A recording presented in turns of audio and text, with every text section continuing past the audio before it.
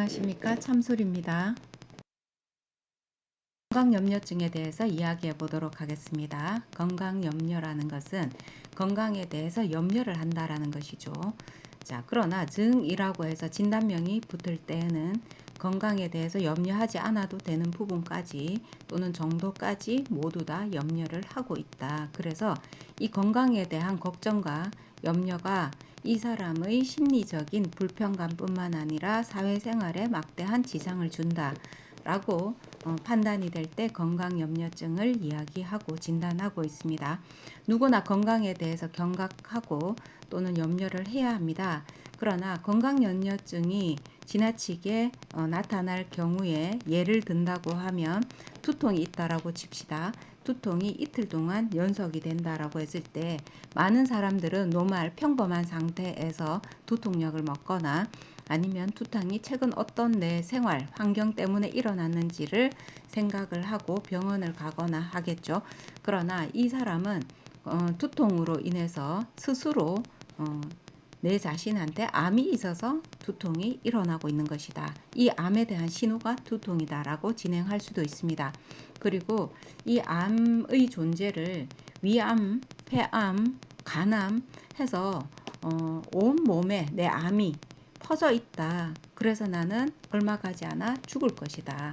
이런 망상적인 사고까지 진행이 되는 경우가 허다합니다.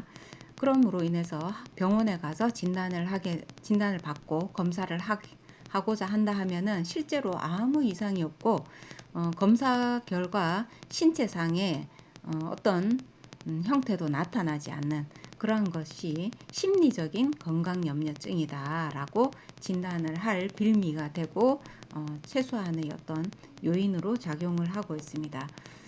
최근 코로나 때문에 우리가 많이 걱정들 하고 있는데요. 과도하게 코로나로 인해서 내가 사망할 수도 있을 것이다까지 망상적 사고가 진행이 된다라고 하면 내가 보통 사람보다 조금 더 많은 건강에 대한 염려의 패턴을 가지고 있지 않나라고 고려해 봐야 할 부분입니다. 코로나는 이제 코로나의 정체에 대해서 우리가 공공적으로 알고 있고 바이러스라는 것을 알고 있고 소독이라든지 자기관리라든지 건강에 대한 면역 기능 강화라든지 이런 것들을 신경 써서 최대한 백신도 맞고 내 건강을 지켜야 할 필요가 있습니다. 그러나 그것을 넘어서서 이 코로나 때문에 내가 좀비가 될 수 있다라고까지 사고가 이어진다라고 하면 그것은 건강염려증에 해당이 되지 않나라고 의심해 볼 만합니다.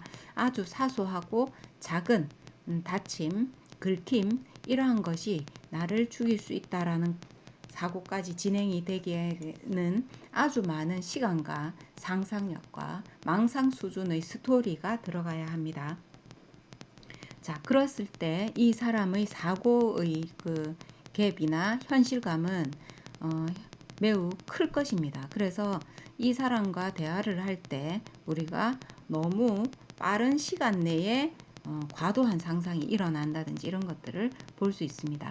건강염려증을 가지고 있는 사람과 대화를 할 때 주변에 있는 사람들이 쉽게 건강염려증에 동조되거나 빠질 가능성을 가지고 있습니다.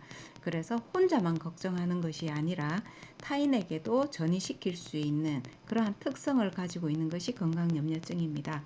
우리는 MMPI라는 성격 또는 진단용 검사에서 1번 척도로서 건강염려증을 측정하고 있습니다. 그만큼 매우 중요하고 흔하고 또는 우리 주변에서 쉽게 볼 수 있는 그러한 질병이다라고 말할 수 있는 것이죠. 자, 건강염려증을 다시 정리를 한다면은 건강에 대해서 아무 이상이 없는데도 불구하고 지나칠 만큼 과도한 주의와 불안으로 망상적 사고를 이어가는 것을 이야기하고 있습니다. 즉, 이 망상적 사고에는 비합리적이고 불명확한 내용들이 포함되어 있다라고 볼 수 있겠죠.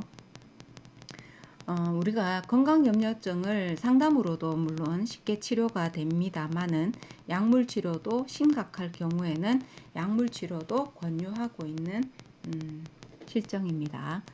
자, 오늘은 건강염려증인 하이포콘드리아스에 대해서 이야기해 보았습니다.